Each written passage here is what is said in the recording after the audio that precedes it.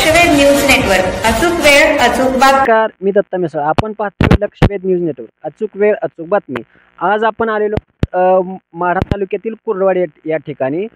खरं तर आपल्यासोबत काही मराठा बांधव आहेत. मराठा संघर्ष योद्धा मनोज जरांगे पाटील यांच्या आदेशाने खरं तर सोलापूर जिल्ह्यातली जी काही शांतता रॅली होणार आहे त्याची नियोजित बैठक त्यांनी आयोजित केली आहे. या नियोजित बैठक सोलापूर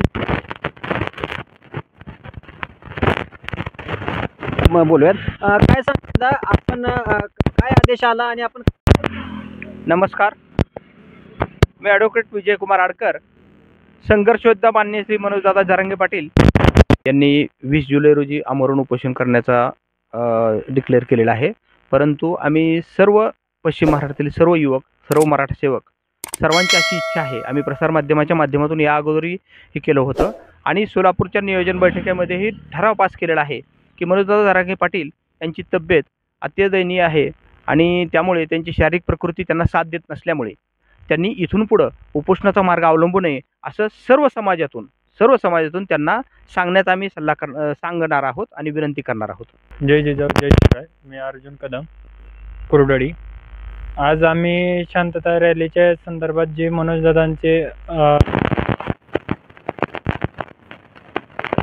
आंतरवलीला निघालोय की तिथं पश्चिम महाराष्ट्रात जी रॅली होणार आहे त्याचं नियोजन काय करायचं, जी दुसऱ्या टप्प्यातली रॅली आहे त्याचं नियोजन काय करायचं त्याच्यासाठी आज निघालेलो आहे आम्ही.